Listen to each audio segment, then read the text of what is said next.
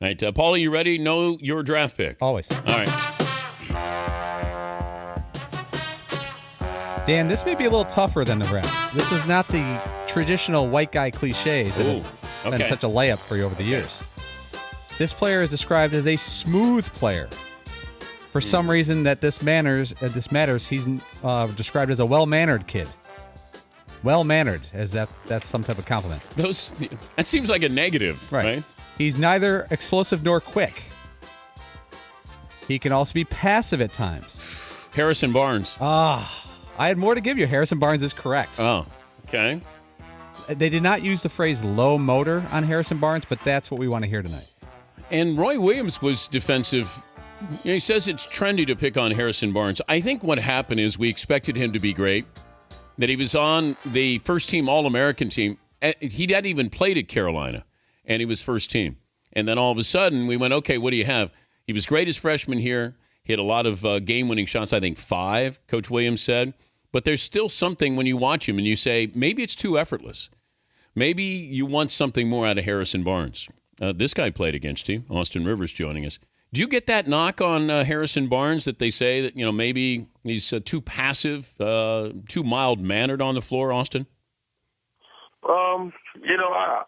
I like his game, and a lot of people, just kind of nitpick his game just because, like you said, he was first team before the year started, so he had a lot of just really high expectations, and it's hard, especially for a freshman coming in, and I think he handled it well. I mean, like you said, he had a lot of big shots, and I think he progressively got better and better. From his freshman year to his second year, he started using his body and his strength a lot more and attacking a lot more. But you get nitpicked now.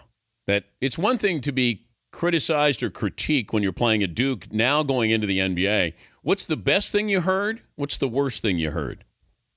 Well, the best thing I heard is, people think, my game translates more to the NBA, which I agree. And they just think I can attack and create for myself and for other players at any time. And, I work hard, I'm competitive. And those are the good things. And, really there's only been a couple bad things, and that's just that people think I'm too cocky and little things like that. And what I would say to that is, well, it's not true. I'm cocky in a good way. And if you look at any great player in the NBA, they're all cocky on the floor.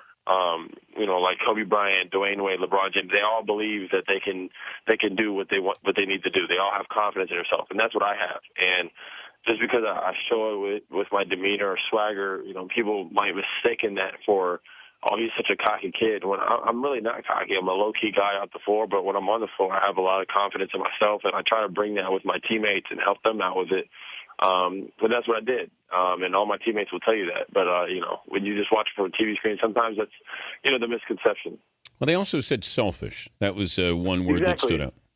Yeah, and that's like the complete opposite of who I am. I want to do everything I can to help the team win, anything. And this year, a big thing for me, for us to win, was to create and to try to score and try to just make plays for people. And I started getting better at it and better at it towards the end of the year. And I was never selfish. I was actually one of the more unselfish guys. I mean, I don't see how being the hardest working guy and working hard to help your team win and try to be a leader and try to create plays for your teammates and yourself and doing anything you can to win is selfish. I don't know where that comes from. I just think that comes from just because you score a lot as a guard. People just think automatically selfish. That's just not. But that's not true. He's Austin Rivers, the former Duke guard, joining us. Dan Patrick Show.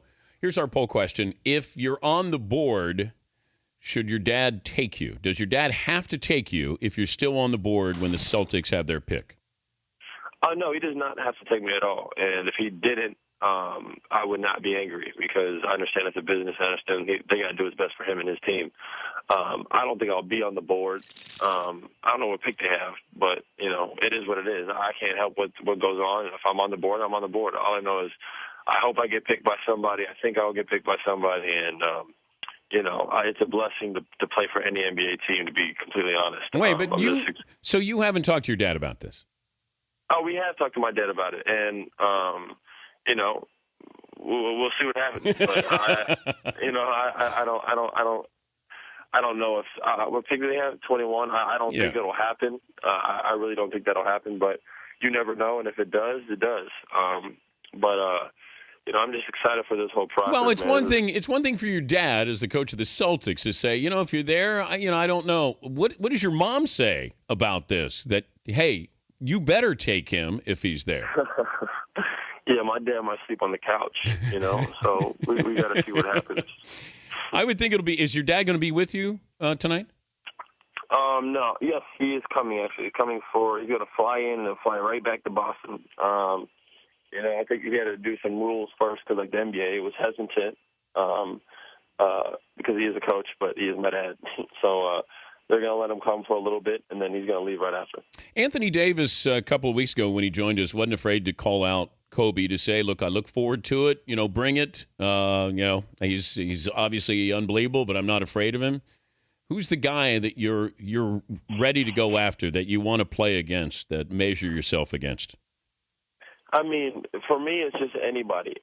It's just like I look at all the guards that I've grown up idolizing and patterning my game after, like watching Dwayne Wade and Darren Williams and Russell Westbrook and Tony Parker. Like, those guys are the guys I want to compete against because those are the guys I've looked up to my whole life, and those are the guys I took in all their moves and trying to apply it to my game. So to finally go against them and compete against them is what I want. I think that's going to be so fun. It's going to be exciting, and I'm going to learn a lot, and it's going to be real tough. But, that's what I look forward to. So, that's why I look forward to playing all those guys. It's going to be fun. You got that YouTube moment when you picked John Wall's pocket in a summer game. It seemed like that's when people said, oh, wow, okay.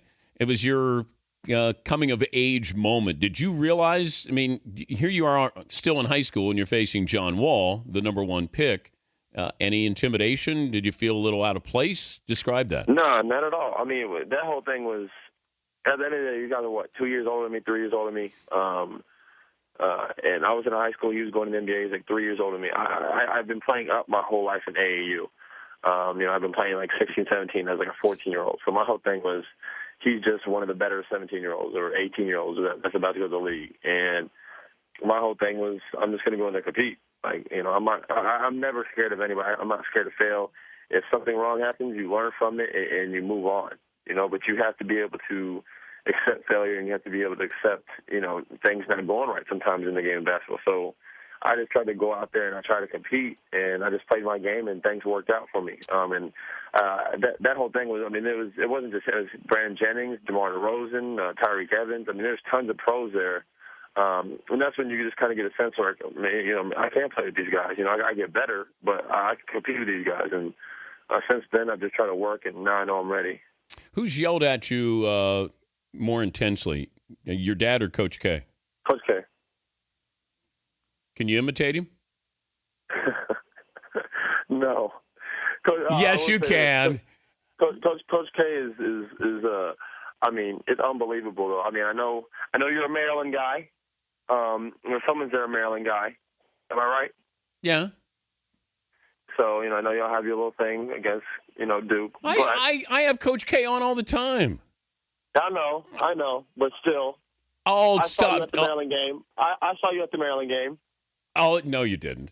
No, you. I would. No. That was Scott Van Pelt who was there, not me. Okay. Yeah. I was wondering, one of y'all was at the Maryland game. No, I'm not. I have Coach K on the time. You're being defensive because everybody picks on Duke, right? Now you're feeling. Come on, get the chip off your shoulder, Austin. Don't be soft. All right, I agree. Okay. No, I cannot do a Coach K impression, but I can tell you this. He's probably one of the. He's like the coolest coach I've ever been coached by, and I don't mean cool as in relaxed. He's tough on you. He's going to challenge you, but it's crazy how much better he can get a player in 1 year. Did he almost make you cry? Yeah, because you go into college and you a lot of us came out of high school and you do what you want, and then you get into college and it's Coach K, so you got to do it. He said for any other coach, and he's going to challenge you to the point where sometimes you were like, what is going on? What do you want me to do? And after you start getting the hang of it, you realize how much better you've gotten just from being around them and just from being coached by them. All right, give me the best guess where you're going. Don't say I just want to be drafted. Where you think? Probably, I just want to be drafted. No, come on. There you go, being soft again. You're being selfish right now, Austin. Come on. Oh, am I? Yeah. Come on, you got to distribute an answer to my audience here. Where do you think you're going? Man, I feel like, there's a good chance of me, landing, somewhere around, I think it'll be a lottery pick, so one of those 14. I got you going 10. How's that? Oh, is that what you're saying? Yep. Well, we'll see if you're right. I got you going to the Hornets. All right. Well, you and Anthony Davis. That wouldn't be bad. No, it wouldn't. But, well, we'll see what happens. There's a lot of great teams. And then Toronto, you grow Phoenix. You grow a unibrow. No, that'll never happen. That'll never happen. Have fun tonight. Don't wear anything silly that we'll make fun of. All right. Oh, I got a pink suit with a bow tie. Nice. I like that. Hey, good luck tonight, Austin. Thanks for joining us. Hey, thank you for having me. I appreciate it. All right, Austin Rivers. He say, I didn't know what he was saying. Are you a Maryland guy? I missed that. That's Van Pelt. I guess all white sports center anchors we look alike.